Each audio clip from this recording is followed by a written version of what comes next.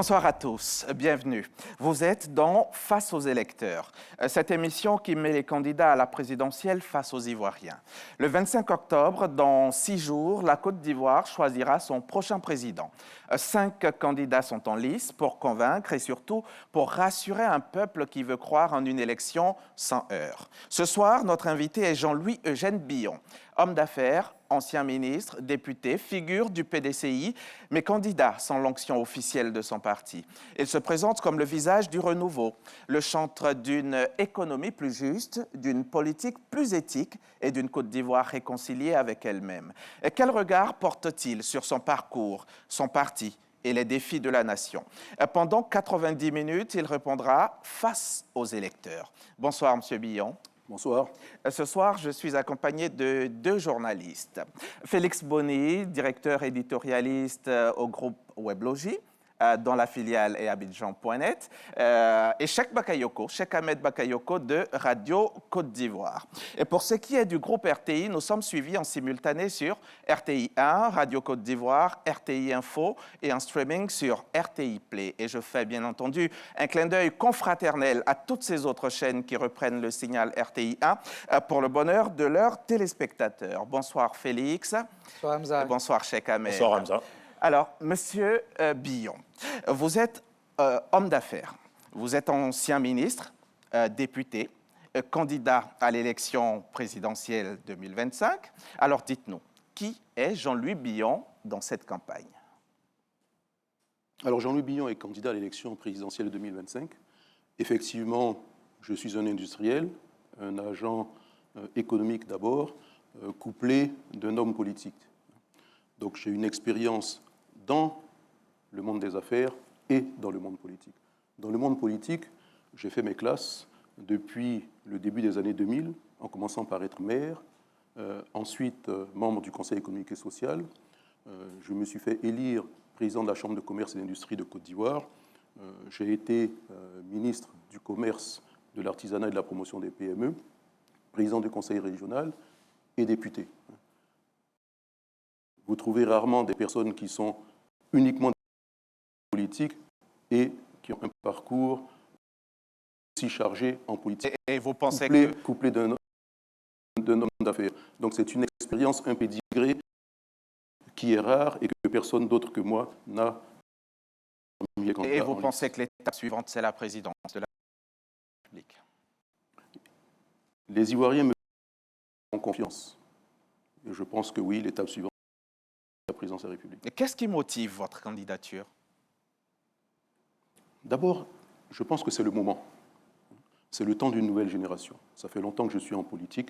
Je vis en Côte d'Ivoire, j'observe la Côte d'Ivoire. Je suis dans tous les débats politiques depuis pas mal d'années. Et aujourd'hui, nous avons un pouvoir qui est là depuis une quinzaine d'années.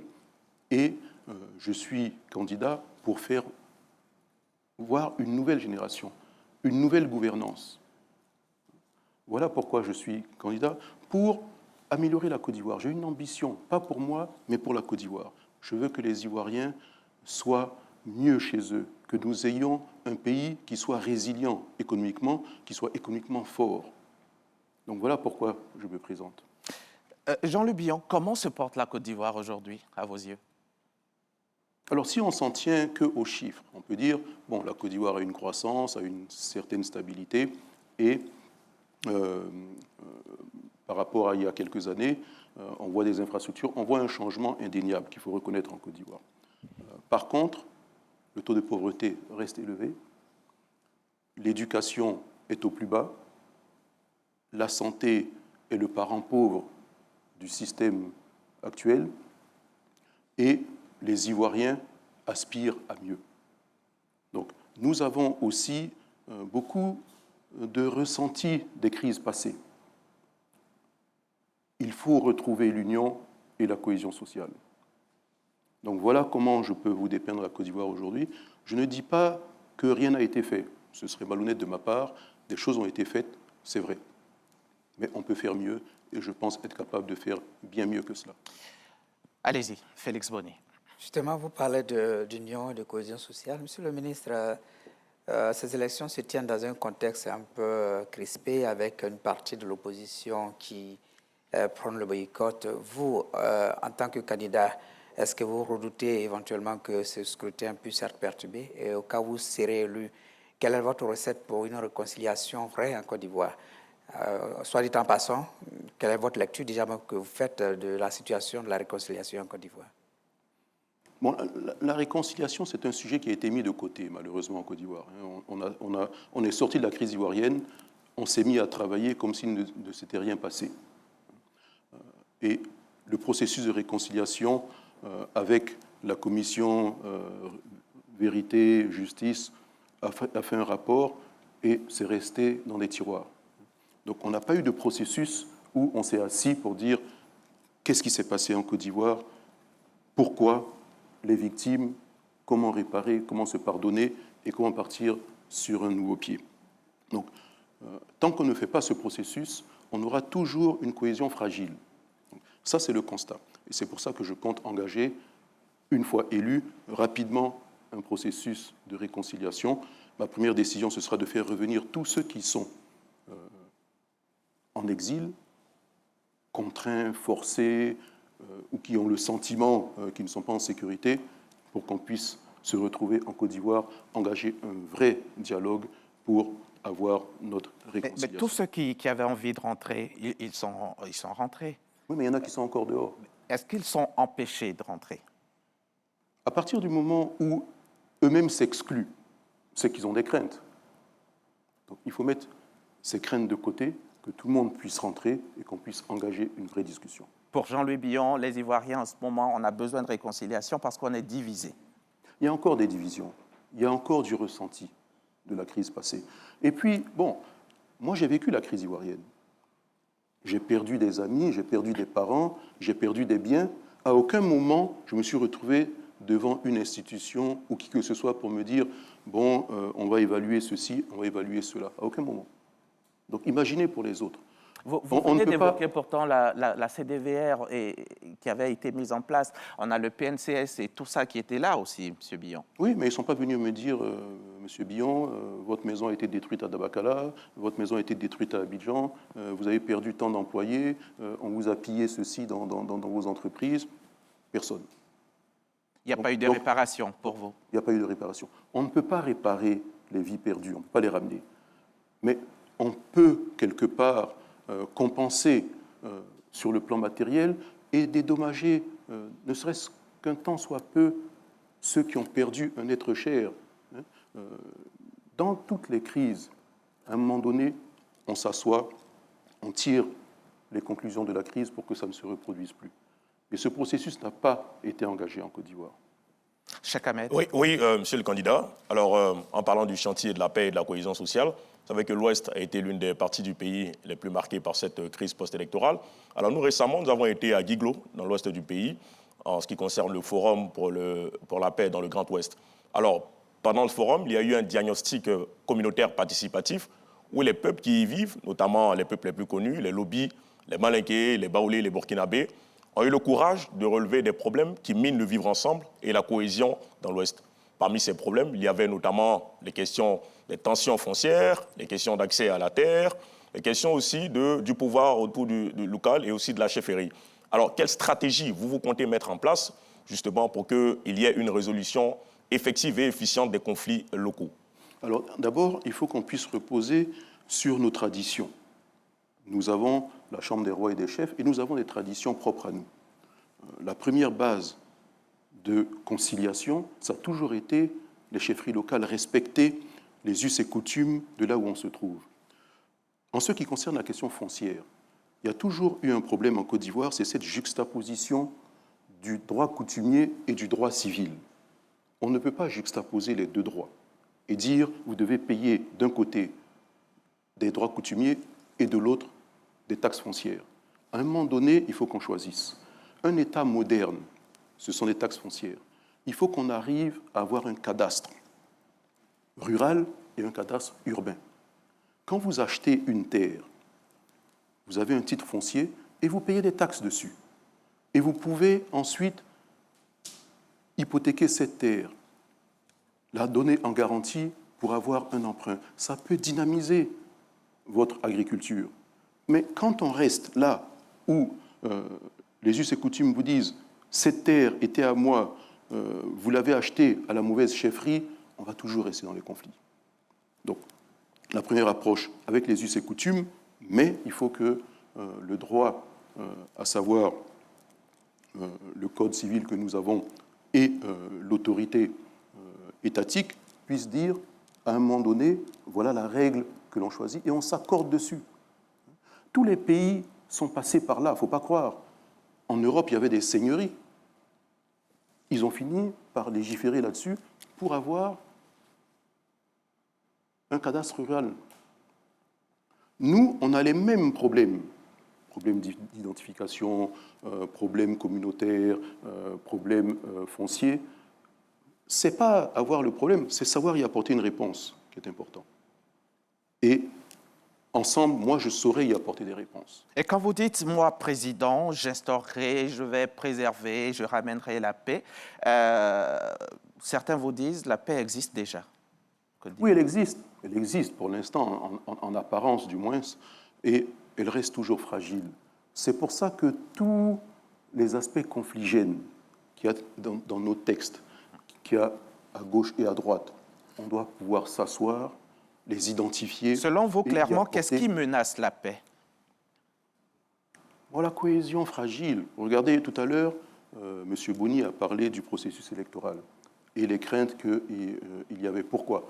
Parce qu'on ne s'accorde pas complètement sur le processus électoral. Il faut qu'on s'accorde sur tout ça.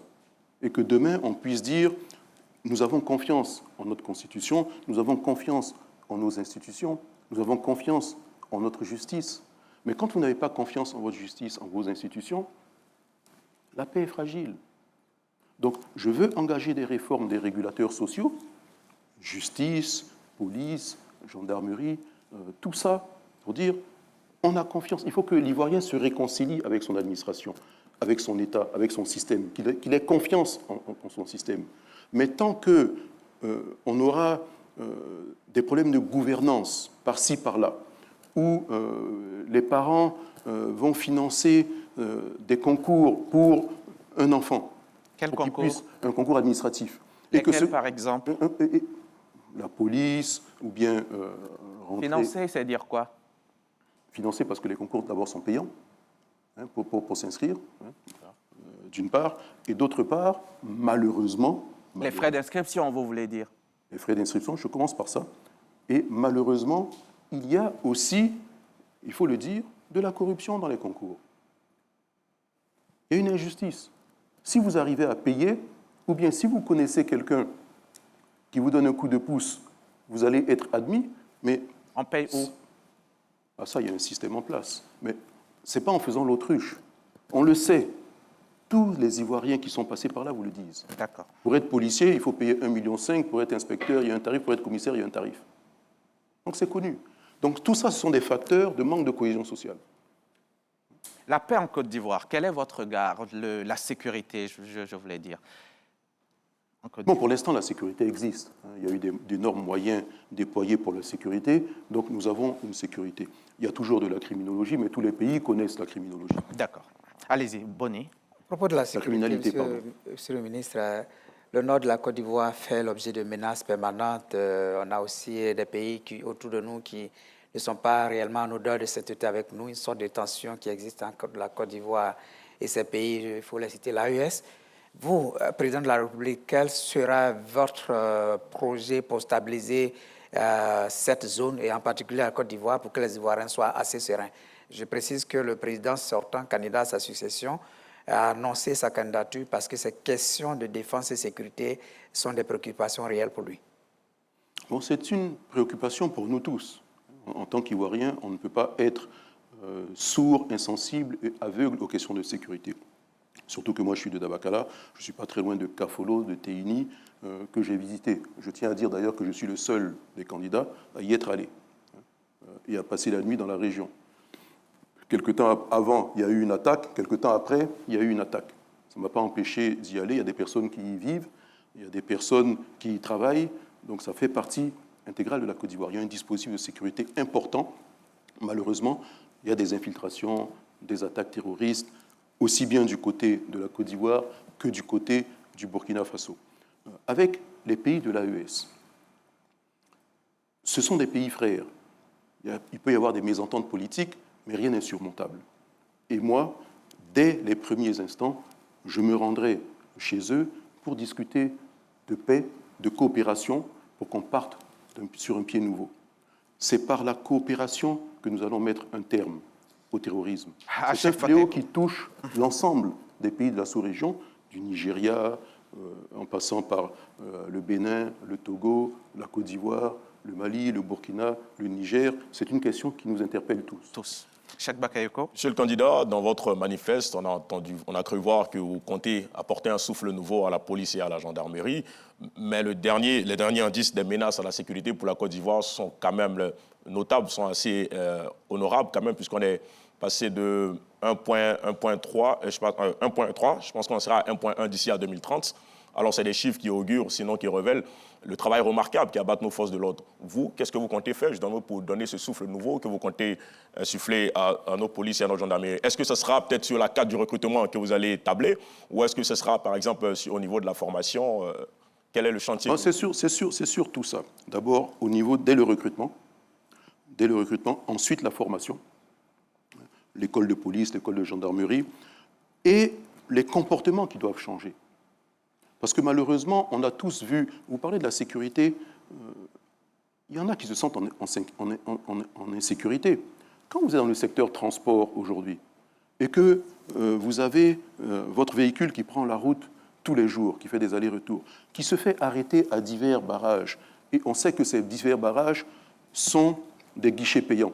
Il en existe encore? Il en existe encore beaucoup, malheureusement. Sur l'autoroute, au carrefour, il y en a partout aujourd'hui. Si vous êtes transporteur, vous vivez cela. C'est une fiscalité qui est une fiscalité informelle. Donc ça, c'est une insécurité financière. Il y a toute une éducation à avoir. Il faut comprendre que un véhicule qui peut faire 3 rotations dans une journée et qui ne fait qu'une seule rotation, 1 à cause de l'état de la route, 2 à cause du nombre de barrages et du nombre d'heures perdues dans ces barrages-là, c'est le coût de la vie qui augmente. Parce que tout ça, c'est répercuté sur les produits transportés. Donc cette insécurité... Les voyages de nuit se font. Oui, peut-être. Les voyages de nuit se font, mais vous avez... je ne dis pas que moi-même je voyage de nuit. Je ne dis pas qu'il n'y a pas de sécurité. Oui. Je vous parle d'une autre forme d'insécurité. Et de toutes les façons, il y a des efforts qui ont été faits. J'ai dit qu'il y a beaucoup d'investissements dedans, mais à un moment donné, il faut qu'on forme mieux et que ces agents-là comprennent qu'ils sont là pour protéger et servir. Vous avez été longtemps au cœur du système que vous critiquez aujourd'hui. Qu'est-ce qui a changé en vous? Bon, déjà, j'ai toujours été critique, j'ai toujours été indépendant. Quand vous dites j'ai été au cœur du système, j'ai été ministre.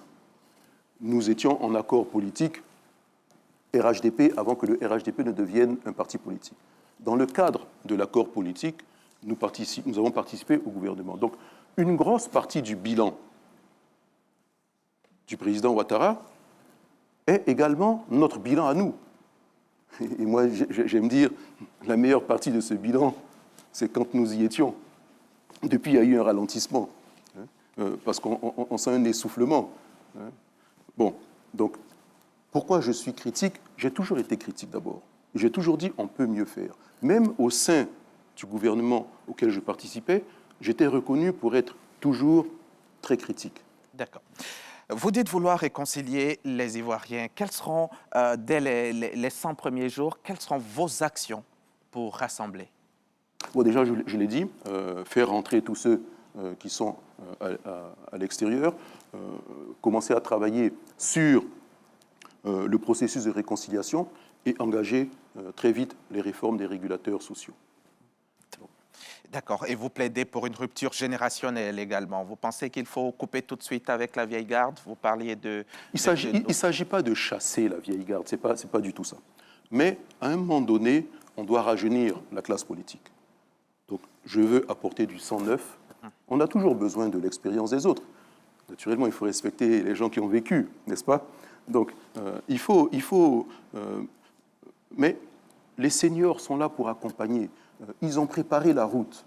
Et il vaut mieux assister ceux qui vont emprunter cette route de votre vivant, de votre vécu, plutôt que d'attendre de partir définitivement et de nous voir nous étriper demain pour accéder au pouvoir. Une des grosses erreurs, je vais dire la seule, concernant le président Félix Houphouët-Boigny, c'était sa longévité au pouvoir. Il est resté très longtemps au pouvoir, et quand il est resté longtemps au pouvoir, les dernières années, il ne se passait plus rien en termes d'investissement. Tout s'est figé et tout le monde attendait l'après-Houphouët. Il ne faudrait pas que l'on tombe dans le même climat et voir les héritiers politiques s'étriper et accentuer une instabilité politique. Monsieur Billon, Jean-Louis Eugène Billon, la souveraineté économique, c'est l'un de vos axes prioritaires. C'est mon objectif pour la Côte d'Ivoire. La souveraineté économique. Vous parlez même souvent de nouvelles visions.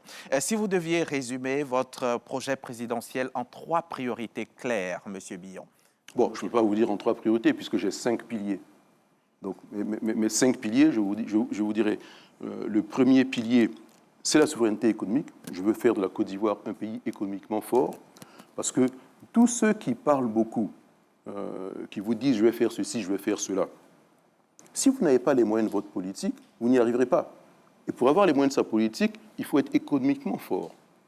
Si vous voyez qu'aujourd'hui, quelqu'un comme Donald Trump peut convoquer aux États-Unis d'autres puissances économiques et leur imposer des taux de douane révisés, c'est parce que son économie compte mondialement et que ces autres ont besoin de lui. Nous, on doit compter. Vous avez parlé de notre taux de croissance que vous avez salué tout à l'heure. C'est déjà quelque chose, non? Oui, mais c'est faible. Moi, je ne me contente pas de si peu. Nous avons un taux de croissance de quoi? De 6%. Nous sommes un pays en construction. Quand la Côte d'Ivoire fait 9%, 10% de croissance, dans la même période, vous avez des pays comme le Cambodge qui font beaucoup plus. Et je donne l'exemple du Cambodge. Pourquoi? Parce que le Cambodge, c'est un pays qui a connu une longue crise, un pays divisé en deux. Et au sortir de la crise, ce pays a eu sa réunification, a fait son processus de réconciliation et a connu une croissance rapide à 2 chiffres plus longtemps que la Côte d'Ivoire. Donc, on peut faire mieux. Un élève peut mieux faire. Vous venez du monde de l'entreprise, vous dirigez l'un des plus grands groupes africains, mais pas que ivoiriens. Vous voyez l'État comme une entreprise, une grosse entreprise que vous viendrez pour gérer comme vous le faites maintenant? Non, pas vraiment. La gestion de la chose publique et la gestion des intérêts particuliers, c'est 2 choses différentes. Alors, si vous considérez l'État comme une entreprise, dites-vous que vous avez l'ensemble des Ivoiriens comme partie prenante de cette entreprise et c'est beaucoup plus complexe à gérer. Mais la question de la rigueur et de la gestion est la même. Donc, un président de la République, c'est un super PDG. Il doit être président, il doit donner une direction au pays et il doit gouverner juste et bien. Qu'est-ce que vous dites de ceux qui pensent que si vous ne la voyez pas comme une grosse entreprise, la Côte d'Ivoire, alors vous voulez venir dans le fauteuil présidentiel pour vous offrir à vos entreprises d'énormes facilités pour mieux prospérer? Alors, je n'ai pas besoin de devenir président pour que mes entreprises prospèrent. Il suffit qu'on ait un environnement des plus favorables pour le monde économique pour que mes entreprises se portent très bien. Donc, lorsque je serai président, je vais rendre l'environnement favorable et compétitif pour l'ensemble du monde économique ivoirien. Mes entreprises y gagneront en même temps que l'ensemble des entreprises. Je n'ai pas besoin de faveurs particulières. Oui, monsieur, vous entendez du code, vous êtes un acteur majeur de l'économie et du secteur privé qui représente à peu près 90% des emplois formels ici en Côte d'Ivoire. Alors, vous affirmez vouloir en faire le moteur de votre développement. Une fois élu, comment est-ce que vous procéderez justement pour garantir, pour déjà stimuler ce secteur, pour garantir une concurrence loyale, notamment dans le secteur des marchés publics, qui sont, quand on le sait, dominés par les grands groupes industriels ou les multinationales? Comment vous comptez vous y prendre? Alors, il faut savoir que j'ai été ministre du Commerce et que j'ai remis sur pied la Commission de la concurrence et de la lutte contre la cherté de la vie. La Commission de la concurrence est une institution cruciale pour une économie. Elle vous prévient de concurrence déloyale, de la lutte contre les monopoles, d'abus de position dominante. Et quand vous avez des concentrations d'entreprises, la Commission de la concurrence doit se pencher dessus et vous interdire de racheter une entreprise pour ne pas que vous ayez une position trop forte sur l'économie, et au niveau national et au niveau sous-régional. On a même une commission de la concurrence au niveau de la CEDEAO. Donc on a même 3 barrières dans notre espace. Mais il faut simplement respecter les textes. Donc ça existe, et moi, je veux que nos institutions soient crédibles. Que demain, celui qui vient investir en Côte d'Ivoire puisse se dire « nous avons ici des institutions crédibles, je peux compter là-dessus ». Et que l'Ivoirien, parce que je veux que l'Ivoirien soit plus fort économiquement demain, puisse se dire « je ne vais pas voir venir un concurrent déloyal, bousiller mon entreprise ». Comment vous comptez rendre le modèle économique plus fort, plus résilient, le modèle économique, ou alors vous allez vous battre? Comment faire pour rendre les choses plus proches du social? Alors là c'est 2 choses que vous dites. C'est ça, comment rendre le modèle économique plus inclusif? D'accord. Plus inclusif, allez-y déjà. Alors, pour rendre le modèle économique plus inclusif, il faut plus d'entreprises. Et avec l'environnement le plus favorable possible, avec l'accès au financement, avec la promotion des PME, avec la protection des PME, avec l'accompagnement, le soutien et la protection que je veux donner au monde économique ivoirien, vous aurez plus d'entreprises, vous aurez plus d'investissements, vous aurez plus de réinvestissements. Et, je l'ai dit tout à l'heure, pour avoir les moyens de sa politique, il faut être économiquement fort. Quand vous avez plus d'entreprises, vous avez plus de revenus, vous avez plus de recettes fiscales, et vous pouvez faire face aux réalités sociales. Mais si vous n'avez pas ces entreprises, vous ne pouvez pas faire face aux réalités sociales. Ce n'est pas une bonne chose d'emprunter pour pouvoir financer le social. Il faut avoir une notion chez nous qui n'existe pratiquement pas, c'est la notion de contribuable. Le contribuable participe au développement du pays et en retour, il attend un minimum. La santé, l'éducation, de bonnes infrastructures, la sécurité. Quand on parle de la sécurité, dans un pays, il n'y a pas de sécurité sans croissance et il n'y a pas de croissance sans sécurité. Donc il nous faut à tout prix une économie forte. Et quand je le dis, je compte pratiquer la préférence nationale, favoriser le patriotisme économique. Et les fruits de la croissance, comment vous allez les répartir équitablement? C'est tout le problème que nous avons aujourd'hui. On se plaint de manque de ruissellement, justement, de la croissance économique. Pourquoi?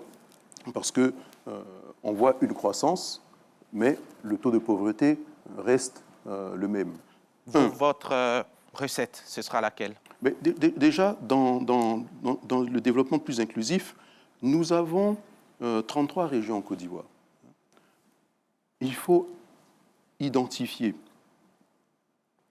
les aspects compétitifs de chaque région et développer de nouveaux pôles économiques.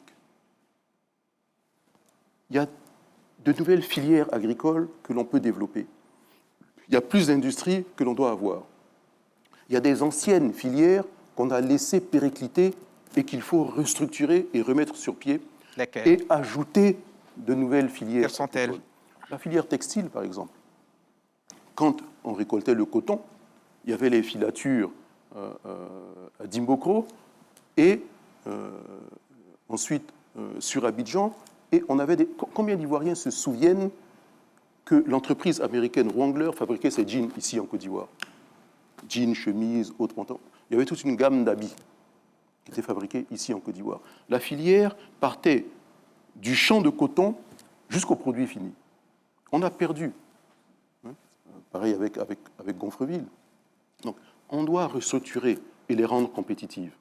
Le gros problème que nous avons en Côte d'Ivoire, c'est que nous avons une économie qui n'est pas compétitive. Je le dis depuis des années. Je répète le même discours depuis des années. Nous avons une économie qui n'est pas compétitive et nous devons la rendre compétitive.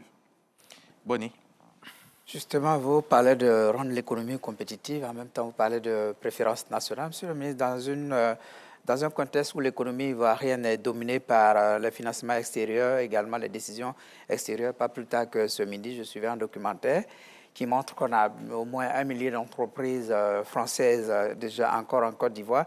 Comment comptez-vous y prendre pour que votre politique de l'Ivoirien d'abord soit une réalité? Et en plus de cela, est-ce que cette politique ne contrevient pas avec les principes de la CEDEAO qui recommande la libre circulation des personnes et des biens, le libre entrepreneuriat dans l'espace économique? Est-ce que vous n'allez pas piétiner, j'allais dire, ces principes? Non, je ne compte pas mettre à mal les principes de l'UEMOA, de la CEDEAO et même de l'OMC, pas du tout. Mais tous les pays du monde, sans exception, en tout cas les grandes nations que vous connaissez, je peux vous dire que ces nations-là accompagnent, protègent leurs industriels locaux, nationaux. Sans grand bruit, ils le font quand même. Vous prenez les États-Unis, il y a quelques années, c'est Airbus qui avait remporté le contrat de ravitaillement des avions militaires en vol. C'était un contrat de plusieurs milliards de dollars. Airbus l'avait remporté. Les Américains l'ont cassé pour le donner à Boeing. Ça, c'est l'excès. Donc, la préférence nationale existe, même chez ceux qui se targuent du libéralisme et du capitalisme le plus extrême. Nous, on laisse tout le monde venir et on regarde les trains passer. Je dis, à un moment donné, il faut que l'on ait une classe économique plus forte, que l'on se construise une classe moyenne plus importante. Et la solution, c'est d'être nationaliste. La solution, elle est fiscale. Vous n'interdisez pas. Vous êtes un investisseur américain, vous arrivez, vous décidez d'investir en Côte d'Ivoire. Le code d'investissement est là, le code général des impôts est là, il s'applique à vous comme il faut. Maintenant, si vous décidez de prendre un partenaire ivoirien, vous aurez un avantage fiscal. Par exemple, au lieu de payer 25% de BIC, vous serez à 20%. Et si vous faites appel à l'épargne publique et que vous allez avoir une cotation boursière à la BRVM, vous pouvez avoir un autre avantage fiscal. Ça fait des ressources locales. Et demain, quand vous voulez vous retirer, l'actionnaire ivoirien a un droit de préemption sur vos actions et c'est lui qui finit par être propriétaire. Vous voyez? Donc il y a des techniques. Tous les pays l'ont fait. Pourquoi pas la Côte d'Ivoire? Et ensuite, vous favorisez le réinvestissement au niveau local. Mais quand vous donnez des concessions comme ça, à Tire-Larigot, à d'autres investisseurs, sur 15 ans, 30 ans, sans qu'il y ait un Ivoirien dedans, cette entreprise travaille, finit, renouvelle, et puis il n'y a même pas de transmission de savoir-faire. Monsieur Jean-Louis Billon, l'emploi des jeunes, qu'est-ce que vous prévoyez pour ce secteur? Alors, les jeunes, c'est la plus grosse partie de la population ivoirienne et c'est la plus défavorisée. Ils sont en quête d'emploi. Même diplômés, ils restent à la maison parce qu'ils ne trouvent pas d'emploi. Alors, je tiens à dire que le gouvernement va vous dire que nous avons 2,5% de chômeurs, moins de 3%. Nous tous, on sait que c'est archi faux. Le courrier que nous recevons le plus dans une journée, c'est une demande d'emploi. Donc on a un vrai problème. C'est la création d'emplois. Les chiffres ne sont pas vrais, M. Billon? On a toujours un débat de définition. Donc on va vous dire, un chômeur, c'est quelqu'un qui n'a aucune activité et qui est en quête d'emploi. Donc celui qui vend des sachets d'eau au bord de la route a une activité, donc il n'est pas en quête d'emploi. Mais arrêtons, c'est un chômeur déguisé, il est dans la survie. Vendre des sachets d'eau au feu rouge, ce n'est pas un emploi. C'est quoi vos chiffres à vous? On est plus près de 26%. Et quand on regarde la précarité même du nombre d'emplois, on est plus près de 60% d'emplois précaires. Donc vous avez 26% de vrais chômeurs et plus de 60% d'emplois précaires. Alors, comment vous réglez tout ça? Il faut des entreprises solides. Il faut plus de PME. D'où l'application de la loi sur les PME. Ministre du Commerce, j'ai laissé le plan Phoenix, qui ne demande qu'une chose, être mis en application. Ça demande un minimum de moyens. À l'époque, c'était à peu près 240 milliards de francs CFA. C'est à la portée d'un pays comme la Côte d'Ivoire. Et vous allez voir plus de PME et voir que les PME qui sont les plus nombreuses, qui représentent 80% du tissu économique et qui ne comptent que pour 20% du produit intérieur brut. Les PME doivent compter pour 50, 60, 70%. Est-ce que votre souveraineté économique dont vous parlez, est-ce qu'elle doit reposer forcément, si je l'entends bien, sur le protectionnisme? Non, non. J'ai parlé de l'environnement général des affaires et du développement des PME. Et quand je parle de protectionnisme, ce n'est pas vraiment du protectionnisme, c'est un accompagnement, c'est différent. Voyez-vous, j'ai eu cette chance il y a quelques années d'aller passer le week-end chez le président Obasanjo du Nigeria et qui m'a expliqué comment il a fait. Parce qu'en Côte d'Ivoire, tous les politiques vous parlent de champions nationaux, mais ils n'en créent pas. Non seulement ils n'en créent pas, mais ceux qui sont là, ils ne les protègent pas.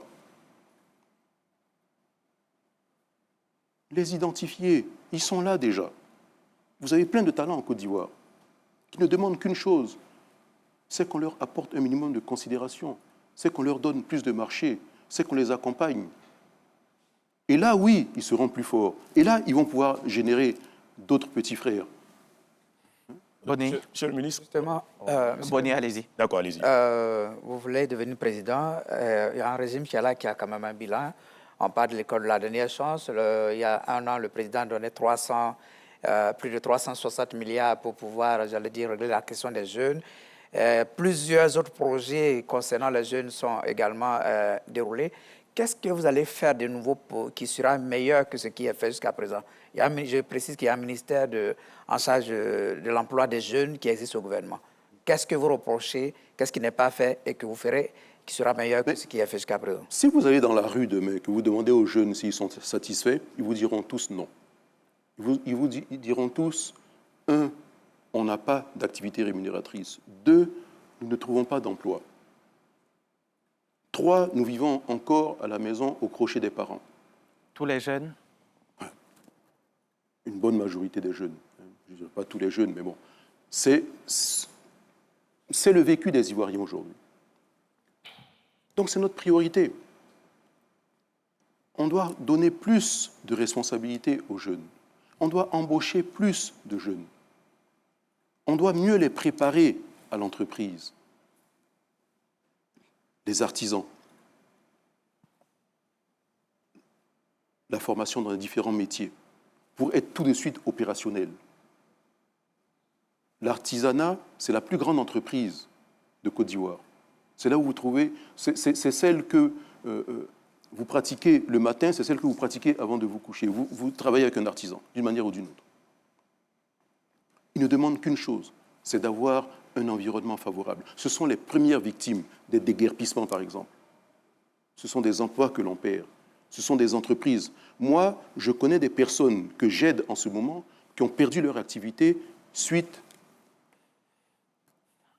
aux déguerpissements qui sont intervenus il y a quelques mois. Pourtant, ce sont des activités.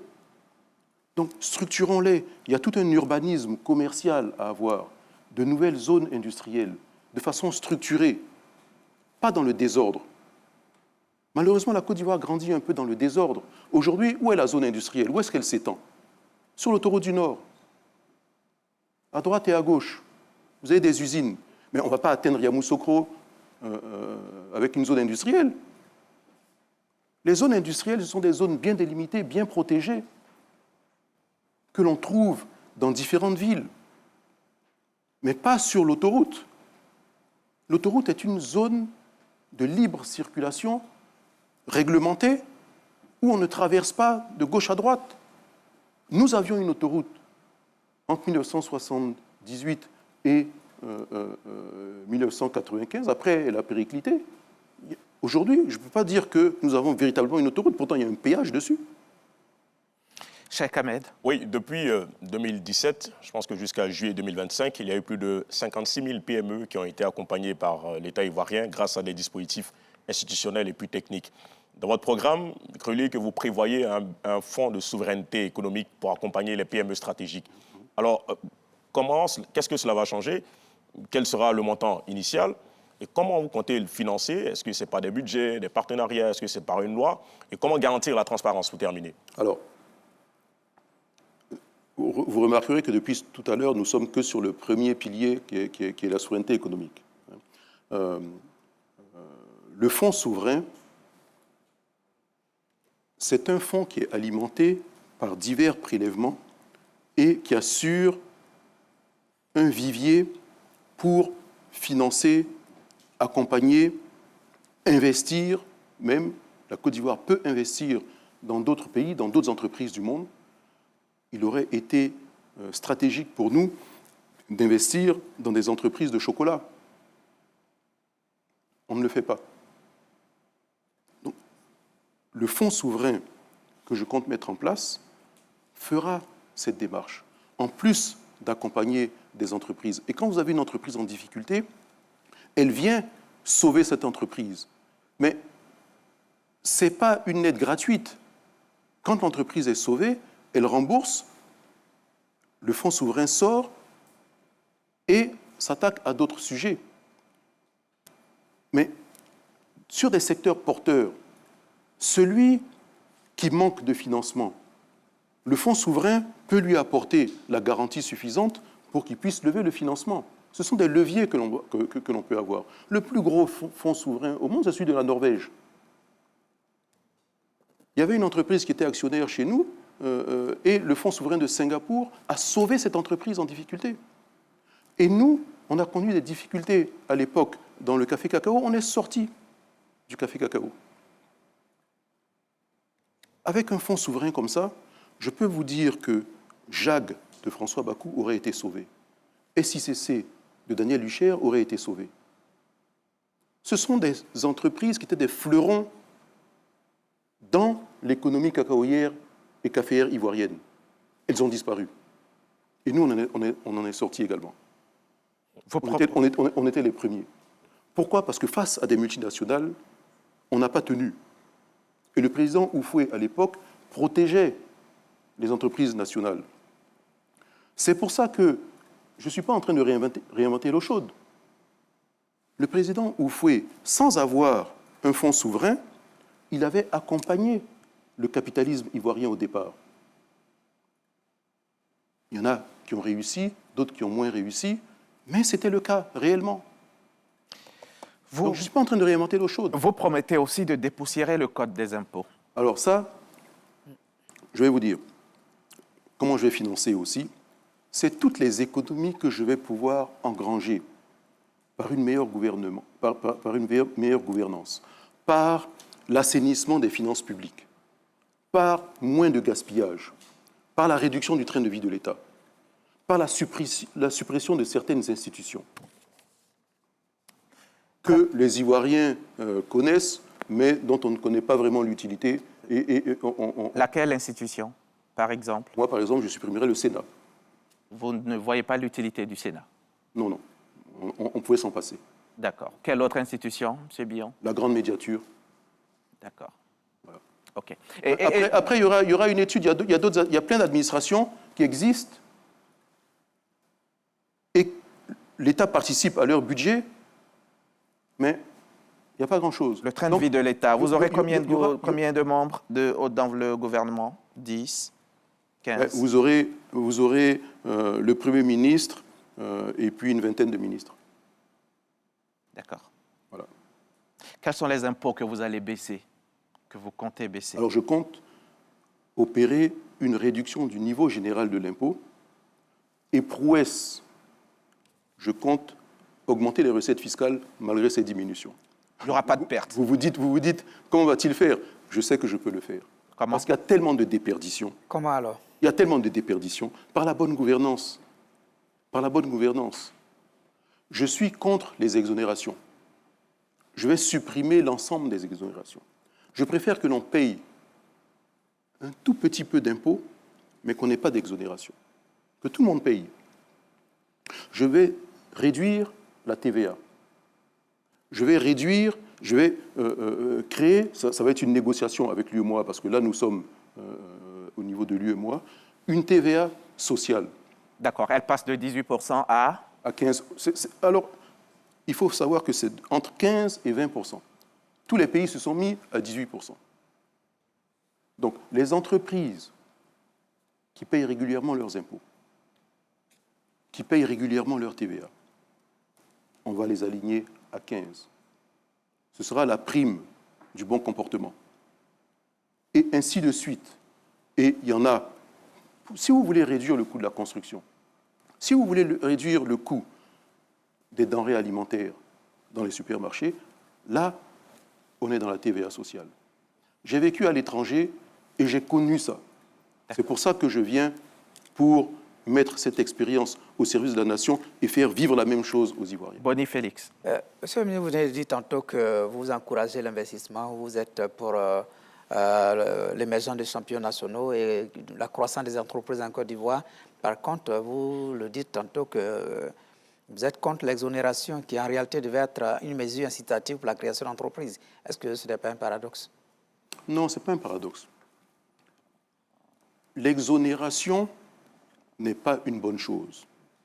Vous avez des entreprises qui sont exonérées, je ne sais pas trop pourquoi.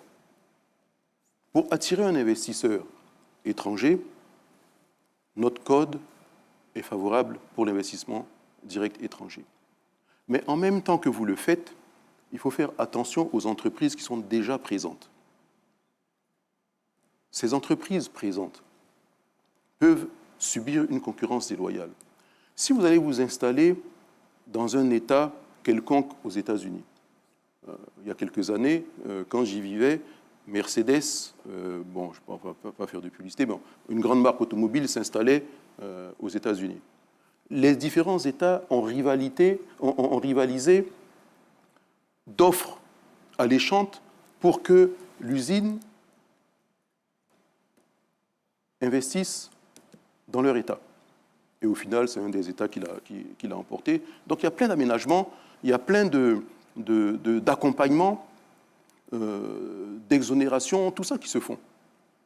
Cheikh Bakayoko. Mais on peut le faire aussi, mais sans contrarier une autre entreprise. Il faut faire très attention à tout ça. C'est ça. Monsieur le ministre, en 2024, les PME sont passées de 39%, ont obtenu 39% en matière de valeur de marché approuvée, contre 45% en 2023. Alors, vous parlez de réformer le code des marchés, pour favoriser en fait la montée des acteurs locaux. Dans la pratique, comment cela se fera? Est-ce que c'est par des incitations fiscales? Non, je vais vous dire. Autre inquiétude, si vous me permettez, est-ce que accorder la priorité, préférence nationale dont vous parlez, ce ne serait pas laisser la place au clientélisme ou au favoritisme? Non, pas du tout, je vais vous dire. Encore une fois, il faut voir le projet Phoenix et la loi sur les PME. La loi sur les PME, je l'ai empruntée au Small Business Act américain, qui est la loi sur les PME américaines que les Américains ont mis en place au sortir de la Deuxième Guerre mondiale. Et ça a été emprunté par les Japonais, ça a été emprunté par les Européens. Encore une fois, je ne réinvente pas l'eau chaude. Il faut appliquer en Côte d'Ivoire ce qui a été éprouvé et qui marche ailleurs. Fort de ces expériences, je me dis, quel est le premier souci des PME ivoiriennes? C'est l'accès au financement. Donc, comment faire pour que ces PME puissent avoir un accès au financement pour les marchés publics? Tout marché public, on lui impose de sous-traiter à hauteur de 30% au moins avec une PME dans son environnement immédiat. Donc, vous êtes de quelle région? Je suis du Woroba. Du Woroba. Du Woroba. Bon, un investissement public dans le Woroba, 30% de la sous-traitance doit être donné aux entreprises exerçant dans le Woroba. Il peut arriver qu'il n'y ait pas d'entreprise capable d'assurer cette sous-traitance. On élargit la zone Mais on finit par trouver... Département à la région. Département à la région et ensuite à la nation, et on finit par trouver. Donc c'est un appel d'offres, d'abord, qui concerne les entreprises. J'ai vécu aux États-Unis, j'ai vécu ça. D'accord. Et aux Monsieur Billon, États-Unis, c'est 28% et c'est contrôlé minutieusement. Monsieur Billon, comment vous vous positionnez face au franc CFA et à la future monnaie éco? Alors j'étais très critique du franc CFA. En 1995, le gouverneur Charles Konan-Banny est venu devant le patronat ivoirien et nous étions tous présents et il y a eu un débat général sur la monnaie. Et moi, je me suis levé pour poser une question sur le franc CFA, être très critique. Le débat a été quelque peu houleux. Il m'a remercié parce que personne n'osait parler et critiquer le franc CFA. J'ai même eu à le critiquer publiquement et j'ai arrêté parce que, effectivement, la monnaie, c'est un sujet trop sérieux, il faut faire attention. Mais qu'est-ce que je fais comme reproche au franc CFA? Je dis que c'est une monnaie rigide. Indexée à l'euro, il y a des avantages en étant une monnaie forte quand on paye la facture énergétique, par exemple, mais quand on doit exporter et qu'on a des concurrents comme la Malaisie, l'Indonésie, c'est un inconvénient. Il faut que cette monnaie soit plus flexible et convertible également. Et la monnaie éco? La monnaie éco, puisque nous allons changer de monnaie, le débat sur le nom du franc CFA, tout ça disparaît avec l'éco. L'éco doit prendre en compte les critiques que l'on fait sur le franc CFA, les corriger. Donc, c'est une formidable occasion de conserver les avantages que le franc CFA nous procure, il y en a quelques-uns, et de corriger les inconvénients et avoir une monnaie qui inspire confiance et qui soit compétitive et que nous puissions avoir sur un espace économique encore plus large. Ça, c'est un avantage. Monsieur Jean-Louis Billon, chers confrères journalistes, nous allons passer à l'axe 3 de notre émission, le capital humain et développement équilibré. Monsieur Billon, vous promettez une éducation connectée au monde du travail. Qu'est-ce que vous allez changer concrètement dans le secteur de l'éducation dès que vous serez là, dans les programmes scolaires et tout? Quand vous avez été élève en Côte d'Ivoire, étudiant à l'étranger dans différents pays, et que vous visitez nos écoles, il n'y a pas une grande différence entre l'école que moi j'ai connue en 1975 et l'école que je vois aujourd'hui. C'est un problème. Il n'y a pas une grande différence entre l'amphithéâtre que j'ai visité dans les années 70, 80, 90 en Côte d'Ivoire et l'amphithéâtre que je visite aujourd'hui. Mais quand je repars dans mon ancienne université de Montpellier en France et que je vois l'amphithéâtre dans lequel j'étais au moment où j'étais étudiant, c'est le jour et la nuit. Modernisons-nous, adaptons notre système éducatif, soyons plus modernes. On ne peut pas rester en retrait.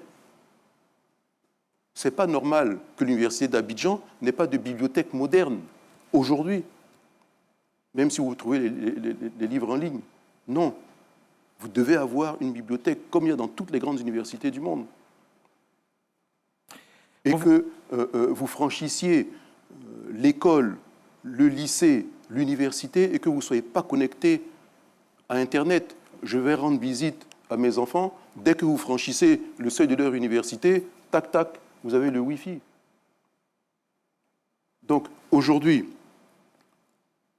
les enfants, dès le primaire, doivent toucher à l'informatique, doivent connaître Internet, doivent être connectés.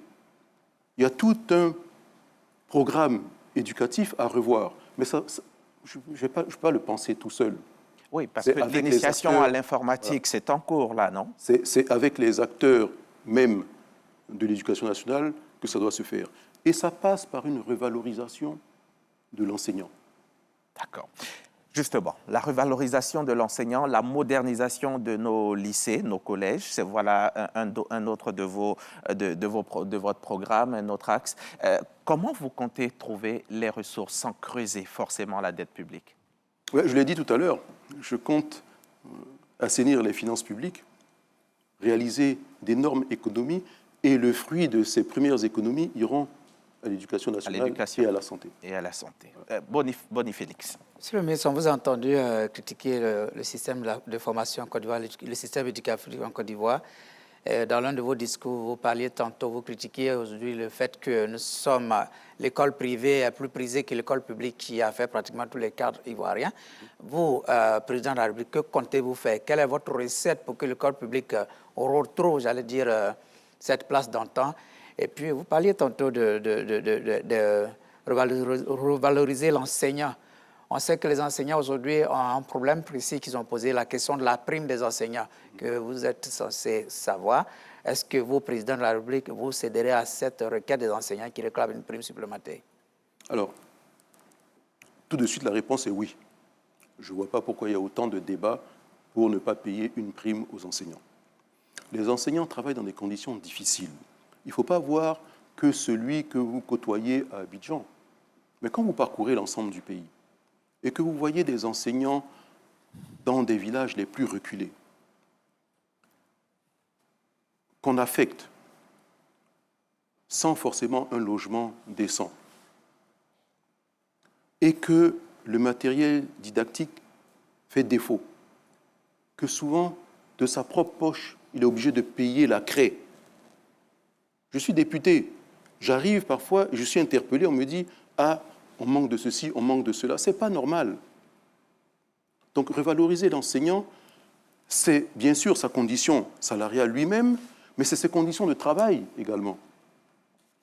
On confie nos enfants à un instituteur, à un professeur.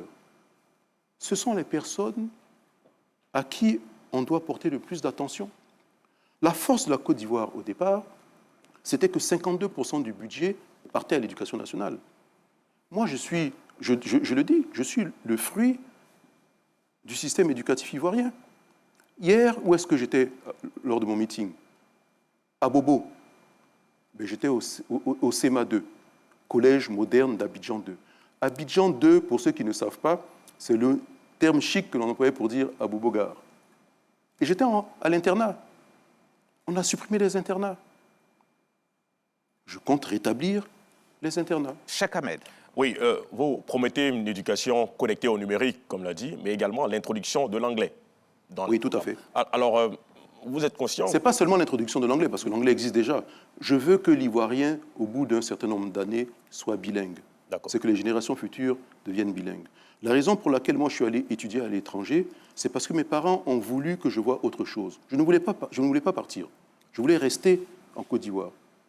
Et c'est eux qui m'ont dit « Ah, on t'a inscrit à l'étranger ». Et je n'étais pas très content. Ils m'ont dit « Non, tu es tellement dans ton univers local, tellement bien qu'il faut que tu saches qu'il y a autre chose qui existe dans le monde et que tu apprennes. » J'ai appris l'anglais. Mais si je n'étais pas bilingue, je n'aurais pas pu nouer les affaires que j'ai eu à nouer pour mon groupe en termes ne serait-ce que de contact, de discussion qu'on a pu avoir dans d'autres contrées du monde.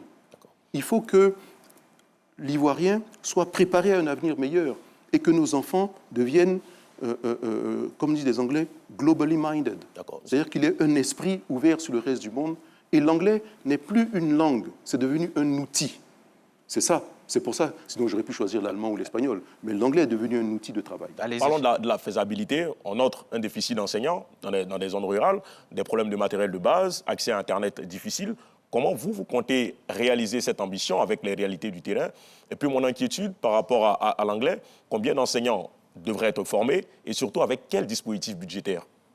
Il y a un déficit d'enseignants, c'est vrai. Je crois qu'il y a à peu près 105 000 enseignants dans le primaire et un peu moins de 80 000 dans le secondaire. Malgré ça, tous ont des classes au minimum avec 50 élèves, si ce n'est pas 60, voire 80. Nous, on était 28 en classe, en 6e. Quand on a dépassé les 30 élèves, les professeurs ont commencé à se plaindre. Si les mêmes professeurs venaient aujourd'hui... C'était quelle école? CMA2 toujours? CMA2. D'accord. CMA2. Après, j'étais au lycée de Bingerville. D'accord. Mais c'était la même chose. Bon, mais je n'ai pas répondu. Oui, oui. Allez-y. J'ai pas répondu. Allez-y. Donc, il faut qu'on forme plus. La revalorisation, c'est aussi les enseignants d'un meilleur niveau. Aujourd'hui, ils sont pris avec un niveau BEPC pour devenir instituteurs. Je pense qu'il faut mettre au moins au niveau du bac. Il faut savoir que dans un pays comme la France, l'étudiant qui devient instituteur a la bourse la plus élevée. Il est déjà pratiquement salarié sur les bancs parce que c'est eux qui font l'éducation de nos enfants. Donc, on leur donne les meilleures conditions dès le départ. Donc, c'est pour ça qu'il faut inciter plus de personnes à devenir enseignants, mais les mettre dans de bonnes conditions. Qu'ils aient des avantages à devenir enseignants. Qu'entendez-vous par avantage, par exemple? Mais je vous ai dit que la bourse la plus élevée en France, déjà, c'est ceux qui sont étudiants pour devenir instituteurs. Du primaire, hein. C'est la plus élevée. Donc c'est ceux-là à qui on donne le plus de considération dès le départ. Donc vous ne pouvez pas ne pas revaloriser ceux à qui vous confiez l'éducation de vos enfants, ceux vers qui on va pour se soigner, donc les agents de santé, et qu'ils travaillent dans de mauvaises conditions et qu'ils soient payés une misère. Voilà la réalité. Vous promettez aussi d'intégrer la santé mentale comme priorité nationale. Oui, c'est un ensemble de choses, la santé mentale. Quand vous avez des espaces verts, quand vous avez des aires de jeu, vous êtes en meilleure santé et tout ça. Et il faut savoir que, malheureusement, vous rencontrez beaucoup de fous dans la rue en Côte d'Ivoire. Vous dites « Ah, il est fou, il est fou ». Bien souvent, il n'est pas fou. Hein. Il a simplement fait une dépression qui a été mal soignée, et puis on pense que la personne est folle. Donc, il y a un vrai sujet. Hein. Il faut que notre médecine prenne en compte l'ensemble des domaines médicaux. Dernier axe, Monsieur Jean-Louis Billon, la gouvernance, la lutte contre la corruption. Gouvernance, justement, parlons-en tout de suite. Vous voulez être président de la République. Vous êtes membre du PDCI-RDA. Membre du PDCI-RDA, mais vous refusez de respecter les règles du parti. Vous ne vous y conformez pas. Vous vous considérez comme un soldat indiscipliné, M. Billon? Non, pas du tout. Bon, je ne pensais pas qu'on allait parler du PDCI ce soir, parce que je pense que les Ivoiriens sont plus intéressés par le projet de société, ce que je compte faire, plutôt que le feuilleton qui se passe au PDCI. Mais qu'à cela ne tienne, je ne suis pas indiscipliné. Si j'étais indiscipliné, je n'allais pas respecter la règle et me présenter à la présidence du parti. J'ai respecté la règle parce que je ne remplissais pas les conditions. D'autres ne remplissaient pas les conditions, mais se sont présentés. Bon, qu'à cela ne tienne, je vais vous dire, le PDCI, c'est mon parti. Même si officiellement il ne dit rien, je suis accompagné au sein du Congrès démocratique par plein de cadres du PDCI qui m'ont aidé à avoir les parrainages et aujourd'hui qui m'accompagnent dans ma candidature, qui prennent la parole à chacun de mes meetings. Et demain, lorsque je formerai le gouvernement, vous allez voir des cadres du PDCI à mes côtés, en même temps que ceux... Ils constituent vos principaux alliés dans le Code? Ce sont mes alliés. Vous en avez d'autres? Oui, j'en ai d'autres, heureusement. C'est très bien le Congrès démocratique parce que c'est vraiment une coalition de compétences et d'expériences politiques sur l'ensemble du territoire national et ça donne une diversité d'opinions qui enrichit mon dispositif. D'aucuns disent que depuis le début, vous faites le jeu du parti au pouvoir, que vous avez été utilisé et tout ça. Vous avez quelque chose à leur répondre ce soir? Vous savez, je vais vous dire, vous pensez véritablement que je vais prendre autant de moyens, autant d'énergie pour faire le jeu de qui que ce soit? Bon, c'est un mauvais procès de mauvais perdants qui ne sont pas en course. Je peux vous garantir que je suis en train de mener une campagne sérieuse et toutes les critiques que je suis en train d'émettre font partie de ma campagne. Je veux que la Côte d'Ivoire change. Allez-y, Cheikh Bara. Monsieur le ministre, vous avez vu prendre position pour la dépolitisation de la CEI en matière de gouvernance exemplaire. Vous comptez revoir cette institution-là. Et quels sont les points que vous allez revoir en premier lieu? Est-ce le financement des partis? Est-ce la composition de la CEI? Ou est-ce les conditions d'éligibilité? Dans le processus de réconciliation et de consolidation de la cohésion sociale, il va falloir que l'on ait un véritable débat en Côte d'Ivoire sur le type de société que l'on veut pour l'avenir, le type de système politique que l'on veut. Ça va forcément passer par un référendum pour changer notre constitution. Mais il faut que ce soit inclusif. Il ne faut pas que je donne mes idées et qu'on mette ça sur la table et que ça... Non. Je veux réunir l'ensemble des forces vives de la nation, leur donner mes propositions à moi, chacun apporte les siennes et qu'on s'accorde sur quelque chose. Moi, à l'époque, quand la CEI se mettait en place, je me disais, bon, c'est dommage que les politiques prédominent au sein de la CEI. La CEI devait être neutre. Donc déjà, il y a un certain nombre de présidents d'institutions qui seront auditionnés par un collège de parlementaires. Comme le modèle américain? Comme le modèle américain. En fonction de leur probité, de leur neutralité, de leur indépendance. Et une fois qu'ils sont choisis, leur institution sera autonome, indépendante. C'est-à-dire qu'ils reçoivent leur budget et ils ne rencontrent plus un acteur politique pour recevoir un ordre quelconque. Pareillement pour d'autres institutions qui sont des institutions de régulation. Donc, il faut qu'on soit transparent et qu'on puisse rendre des comptes. Et c'est comme ça, quand on va améliorer la gouvernance, que l'on va améliorer aussi notre cohésion sociale. Boni. Justement, je voudrais vous ramener au PDCRDA. On vous a entendu ces derniers jours lancer un appel à votre frère Tidiane Thiam sur les antennes de télévision étrangères. Et est-ce qu'en plein dans la campagne, au moment où nous sommes presque au dernier virage pour aller tout droit vers le scrutin, est-ce que vous avez besoin éventuellement d'un coup de pouce de Tidiane Thiam pour pouvoir, j'allais dire, faire le poids? Est-ce que c'est parce que le bilan que vous faites a besoin forcément de ceux avec lesquels jusqu'à preuve du contraire, vous n'avez pas eu de contact jusqu'à maintenant, ou tout simplement c'est un coup de pub? Et quelle est aujourd'hui votre relation avec le président du PDC? Non, je vais vous dire. D'abord, notre relation, c'est une relation de deux personnes qui ont à cœur le bien-être des Ivoiriens et la grandeur de la Côte d'Ivoire. L'approche peut être différente, mais nous souhaitons tous le bien de la Côte d'Ivoire et c'est la même chose au sein de mon parti.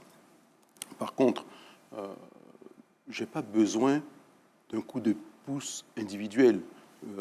Je veux simplement que Tidiane et Laurent Gbagbo et tous ceux qui disent qu'il ne faut pas aller voter disent le contraire. Allez voter.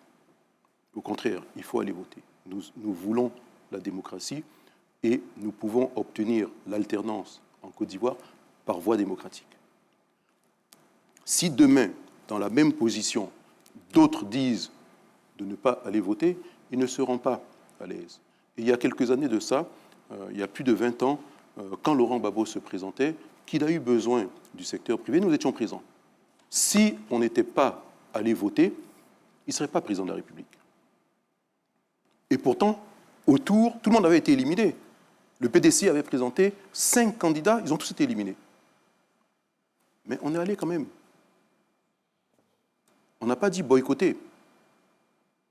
Même le président Henri Konan Bédié, on a tendance à l'oublier, se présentait en indépendant. Il n'a pas été présenté par le PDCI. Il a posé sa candidature en indépendant. Donc, éliminé, il y avait essentiellement le général Robert Guéhi et Laurent Gbagbo. C'est Laurent Gbagbo qui a été élu. Mais s'il y avait eu un boycott. Donc moi, je prône l'avènement d'une nouvelle génération, l'alternance politique. Si vous ne votez pas, il n'y aura pas d'alternance politique. Ceux qui sont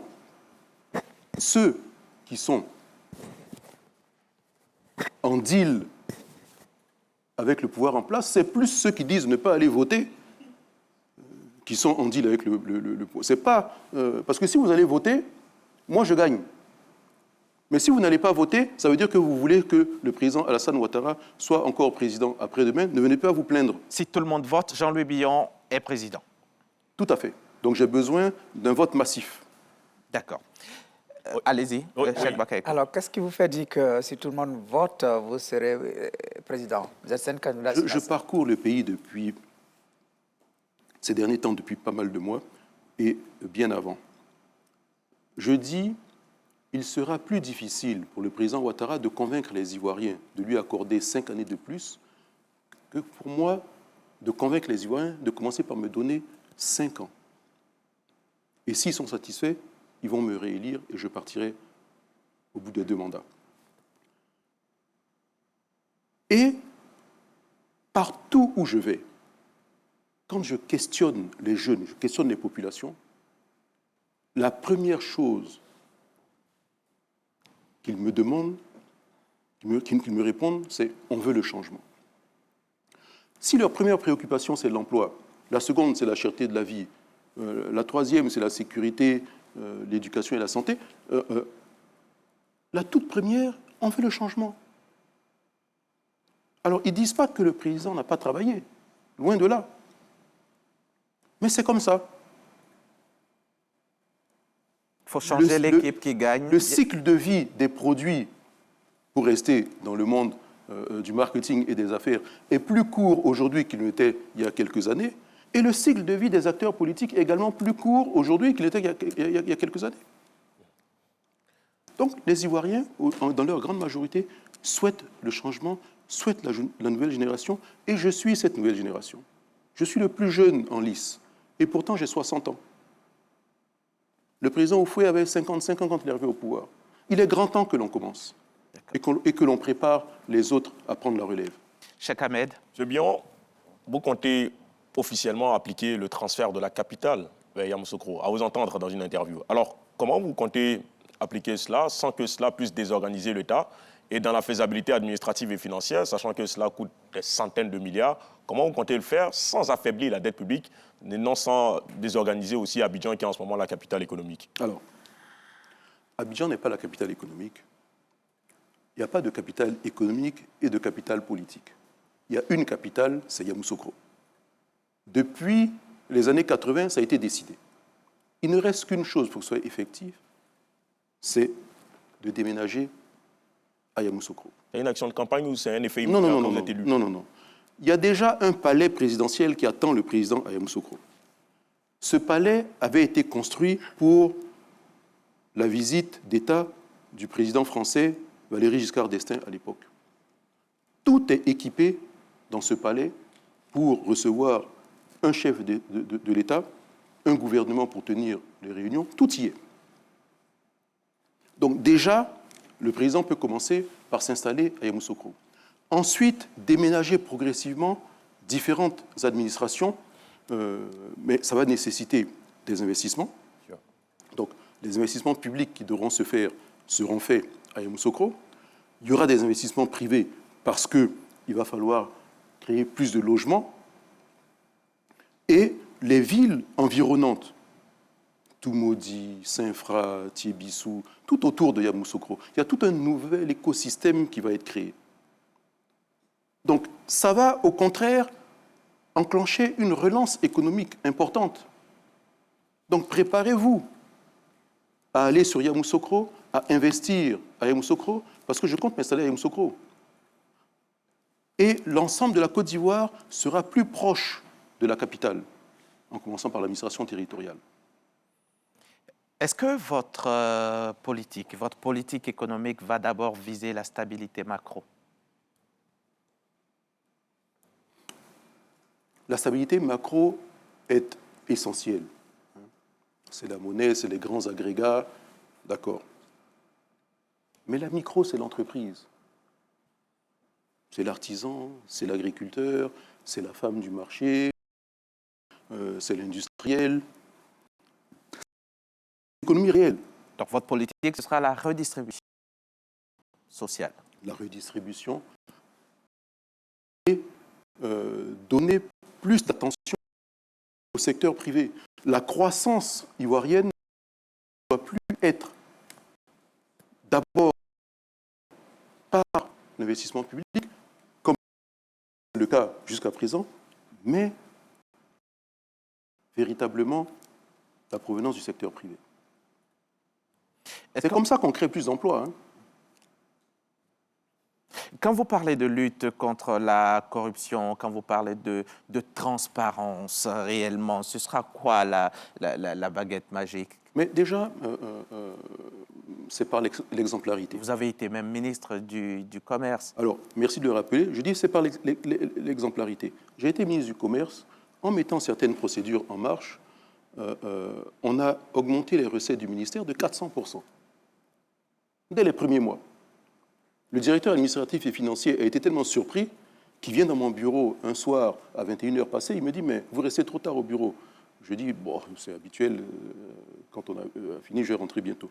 Il me dit « monsieur le ministre, on a augmenté maintenant de 400%, mais vous touchez à tellement d'intérêts que moi je crains pour votre sécurité, parce qu'on en est là. La gangrène de la corruption, de la mauvaise gouvernance, est tellement importante dans ce pays qu'il faut une énergie pour y mettre un terme. Et j'ai l'intention de mettre fin à l'impunité. La corruption, la malgouvernance est confiscatoire de notre développement. On ne peut plus continuer comme ça. C'est ce qui vous avait fait partie du gouvernement? Non, à un moment donné, j'avais envie de partir parce que je tournais en rond au même poste. Et puis, on avait commencé, il ne faut pas oublier que RHDP, PDCI a commencé à avoir des querelles. Donc, bon, on était programmé pour partir. Parce que vous avez même fait campagne pour le RHDP, vous vous en souvenez peut-être. Vous êtes donc comptable de tous ces résultats que vous critiquez. On était en accord politique. Donc vous êtes comptable. Le président Henri Konan Bédié portait le pagne RHDP pour faire campagne. On était ensemble. Vous êtes donc comptable des résultats? Oui, d'une partie des résultats. Une seule partie? J'ai dit d'une partie, jusqu'à ce qu'on parte. Donc celle-là, et j'ai même dit tout à l'heure, nous sommes comptables de la meilleure partie du bilan de M. Ouattara. Oui. Justement, Monsieur le ministre, vous étiez ministre du Commerce, comme on le dit, on l'a rappelé tantôt. Donc, vous aviez la charge de la lutte contre la cherté de la vie. Qu'est-ce qui n'a pas marché parce que la vie continue d'être chère? Et aujourd'hui, en tant que candidat à l'élection présidentielle, par exemple, le carburant coûte cher, l'électricité, la nourriture, le logement. Quelle serait votre recette? Quelles seraient vos premières mesures pour baisser le coût de la vie? Qu'est-ce que vous allez commencer par... J'allais dire, sur quel agrégat vous allez commencer par agir pour que le coût de la vie baisse? Bon, il y aura des mesures rapides et des mesures qui auront des effets sur le long terme. Qu'est-ce qui n'a pas marché? Lorsque j'ai parlé de la compétitivité de l'économie ivoirienne, j'ai eu l'impression que beaucoup de collègues ne comprenaient pas de quoi je parlais. Je leur ai dit, c'est très simple. Il y a des instruments dans le monde, il y a des agences de conseil dans le monde. Je préconise que l'on en prenne une, qu'on ait un vrai diagnostic de l'économie ivoirienne et que l'on corrige tout pour devenir compétitif. Aujourd'hui, par exemple, pour transformer une tonne de cacao en Côte d'Ivoire, eh bien, elle est transformée plus chère en Côte d'Ivoire qu'elle ne l'est à Chicago, qu'elle ne l'est en France, qu'elle ne l'est à Londres, qu'elle ne l'est jusqu'à Singapour. Le cacao, de Côte d'Ivoire. La tonne transformée ressort moins cher chez eux, malgré le transport et tout, que chez nous. C'est qu'on a un vrai problème de compétitivité. Vous prenez l'huile de palme, c'est pareil.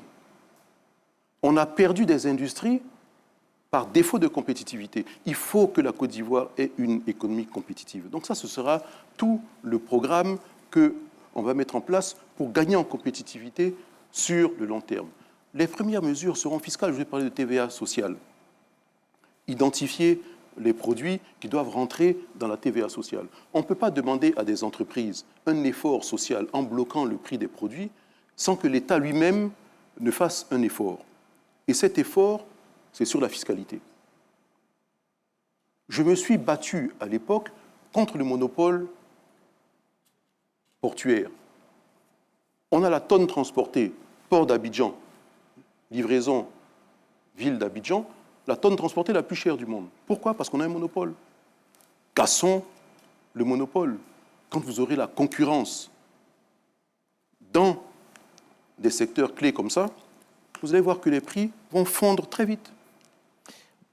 Oui, je vous ai entendu parler du cacao. On a atteint un prix record en raison de 2800 francs le kilogramme et puis pour le café, 1700 francs.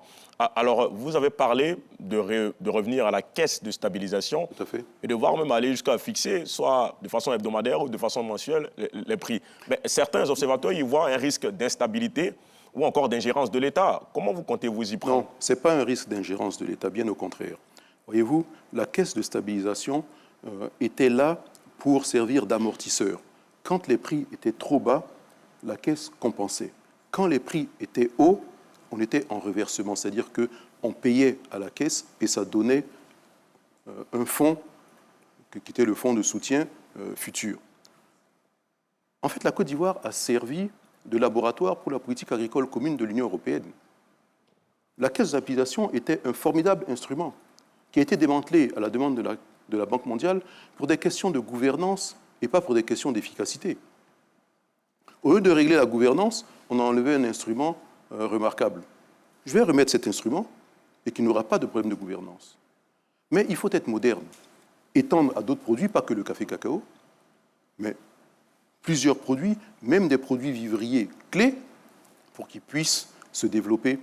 En Côte d'Ivoire, je pense notamment au riz, au manioc, à l'igname, qui sont des produits de denrées alimentaires de première nécessité que l'on consomme chez nous. Ensuite, on va développer d'autres filières et les introduire dedans.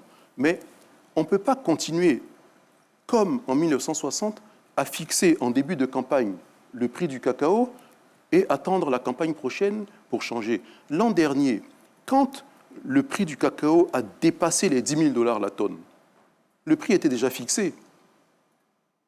Eh bien, le paysan ivoirien n'a eu aucune retombée de cette flambée de prix. Dans d'autres secteurs d'activité où l'État n'intervenait pas, et est venu intervenir après, je pense à l'EVA, je pense au coton, je pense à l'anacarde, je pense au palmier, il n'y avait pas de structure de régulation. C'est quand ces structures, quand l'État s'est rendu compte qu'on a commencé à gagner de l'argent dans ces structures, après les avoir nous-mêmes organisées, qu'on est venu mettre des autorités de régulation. Elles seront toutes au sein de la caisse de stabilisation. D'accord. Département par département. Et ce n'est pas l'instabilité de prix, bien au contraire. Dans ces structures-là, dans ces autres métiers, on revoit le prix tous les mois. Donc quand vous avez le prix revu tous les mois en fonction de la moyenne des cours mondiaux, vous avez un nouveau prix. Et s'il y a une hausse, vous allez en bénéficier. Bien sûr, s'il y a une baisse, ce sera dommage, mais avec la caisse de stabilisation, on peut avoir la compensation. D'accord. Monsieur Billon, il ne nous reste plus que quelques 5 petites minutes pour terminer cette émission. Votre projet présidentiel parle d'autonomie réelle des collectivités. Vous êtes donc prêt à transférer des ressources et des pouvoirs concrets aux maires? Merci. Alors, pas que les maires, mais les présidents de région également. La décentralisation, partout dans le monde, a fait ses preuves. L'État central, trop central, ne peut plus continuer. Il manque d'efficacité à un moment donné. Quitte à perdre une part du pouvoir présidentiel, de votre pouvoir? Vous ne perdez pas le pouvoir présidentiel. Vous perdez une partie de l'impôt qui sera prélevé dans les différentes collectivités, les différentes régions, et qui vont rester dans ces régions-là. Vous allez en recevoir une infime partie pour l'État central. Donc vous allez avoir des régions et des communes bien gérées, attention, bien gérées, plus riches. Alors, qu'est-ce qui va me donner la garantie de cette bonne gestion? Parce que c'est là que ça peut être difficile, vu que de nombreuses communes, de nombreuses régions sont mal gérées et que les élus, parfois, n'ont pas la vision qu'il faut pour bien développer leur région ou leur commune. Je vais reposer sur l'administration territoriale. L'administration territoriale ne sera plus cantonnée à un contrôle a posteriori, mais un contrôle a priori et un suivi. C'est-à-dire qu'un maire, un président de région aura un cahier de charges minimum en termes d'éducation, de santé, de salubrité publique, d'urbanisme commercial, de respect de l'environnement, de respect de zones industrielles, et ceci et cela, de cadre de vie qui sera contrôlé par l'administration territoriale. Donc, l'élu ne pourra pas venir faire tout et n'importe quoi, parce que les Ivoiriens veulent un cadre de vie décent. Donc, la bonne gouvernance sera contrôlée. La Cour des comptes va vérifier l'ensemble des comptes. Je vous parle d'une gouvernance différente. La force du secteur privé, c'est que nous avons la culture du résultat. Sans bon résultat, on disparaît. D'accord. Monsieur Billon, vous voulez être le président de la République, vous avez dit. Vous comptez même faire mentir un cacao. Vous êtes 5 candidats en lice. Qu'est-ce qui vous distingue fondamentalement, vous, des 4 autres? Et qu'est-ce qui vous donne, qu'est-ce qui incarne cette légitimité du changement par vous? Mais déjà, les Ivoiriens se rendent compte que je suis le plus déterminé des candidats. Il faut aimer la Côte d'Ivoire d'abord. Il faut vouloir être président. Il faut vouloir changer la Côte d'Ivoire. Moi, je vis en Côte d'Ivoire. Tous mes intérêts sont en Côte d'Ivoire. J'ai intérêt à voir une Côte d'Ivoire mieux gérée, une Côte d'Ivoire plus stable, une Côte d'Ivoire solide. Je veux voir mes enfants et mes petits-enfants grandir en Côte d'Ivoire et je veux voir mes amis en Côte d'Ivoire bien vivre. Et c'est pour ça que je me bats. J'ai cette détermination qui fait de moi le candidat favori à l'élection présidentielle. Les Ivoiriens connaissent le président Addo. On est tous d'accord pour dire il a travaillé, il est solide. J'ai travaillé avec lui, je suis le premier à le reconnaître. Je connais sa compétence. Mais, comme je l'ai dit tout à l'heure, à un moment donné, il faut savoir passer la main. Et même si lui-même l'a dit, je veux passer la main à une nouvelle génération, eh bien nous sommes là, nous sommes déjà prêts. La route qu'il a tracée, qu'il faut nous laisser continuer sur cette route-là, et c'est à nous d'améliorer pour le futur de nos enfants. Nous allons terminer. Un Ivoirien vous regarde et il vous demande pourquoi voter Billon? Pourquoi voter Billon? Vous avez 1 minute pour vous adresser aux Ivoiriens, c'est votre mot de fin. Alors, je dirais, pourquoi voter Billon? Parce qu'il faut oser. Osons le changement. Je suis quelqu'un qui ose. Je suis quelqu'un qui se bat. J'ai appris dans la vie à me battre. Et je veux changer la Côte d'Ivoire.